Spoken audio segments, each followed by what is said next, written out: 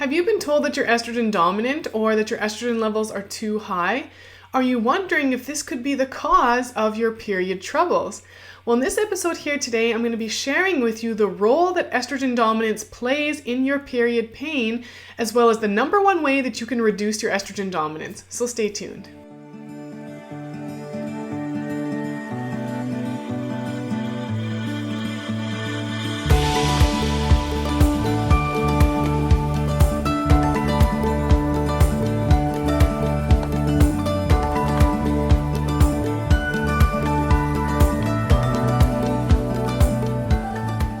Welcome to Jennifer Bago TV, episode number 11.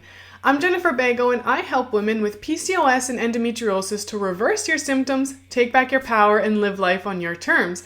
Now, if you're new to my YouTube channel, consider subscribing because each and every week I share tips and tricks to help you heal. Today we're talking all about estrogen dominance, and in particular we're going to be talking about the difference between the two estrogens that exist. Yes, that's right, there are two different kinds. So there's a natural occurring estrogen that is produced by your body and plays a very real role both in and outside of your menstrual cycle. But there's also another kind of estrogen called synthetic estrogen, and that is estrogen that you absorb from your environment, from different factors in your environment. And it's this second type of estrogen that we're really going to be focusing on today because it can do a great deal of harm to your body, and it's really important for you to understand. So your body is very smart and it recognizes this synthetic estrogen as that. It understands that it's definitely not something that was produced by your body, and because of that, it sees it as a toxin. That's how your body recognizes it, and that's how your body treats it. So knowing that this synthetic estrogen that you're absorbing into your body is something that has to be processed out by your liver, which means it creates an extra burden on your liver. And because of that, it can end up in other places in your body, like your reproductive system, wreaking havoc on things like your period pain. It can even cause problems with things like fertility and infertility. So understanding where this estrogen comes from is critically important to understand what you can do to reduce your estrogen dominance. So today we're going to be talking about the number one way to reduce your synthetic estrogen dominance in your body.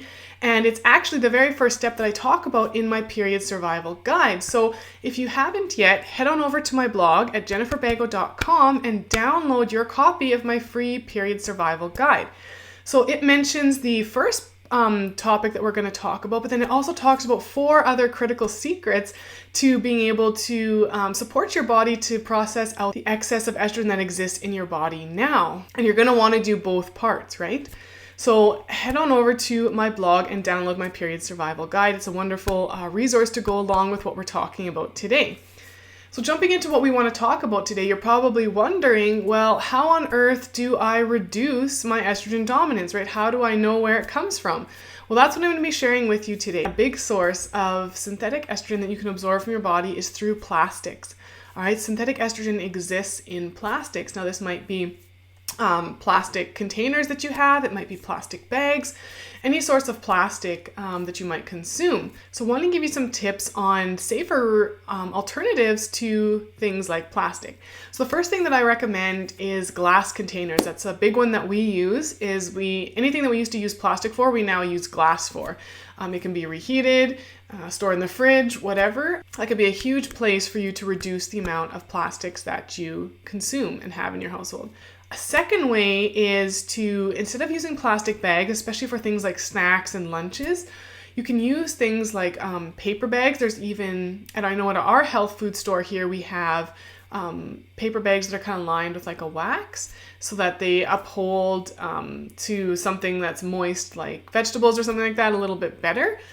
So that's a great alternative to a plastic bag.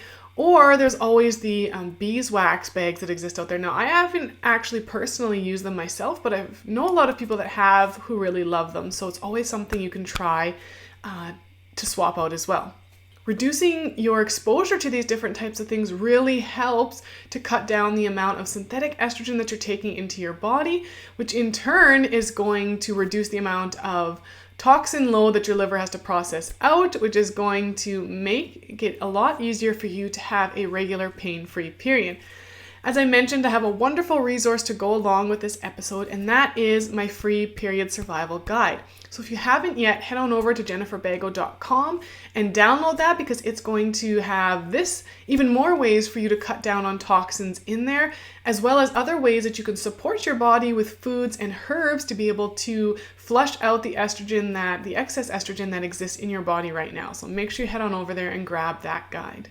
I hope you found today's episode helpful. I hope it gives you some tools to be able to reduce your estrogen dominance and be on your way to having a happy, healthy period. And if you know other women that are struggling, feel free to hit the share button, because the more women we can help, the better. I also want you to join the conversation. Is estrogen dominance something that you've struggled with? Do you have questions about it? If you do, make sure you drop them in the comments section below and start the conversation. Thank you so much for joining me today, and I'll see you on the next episode.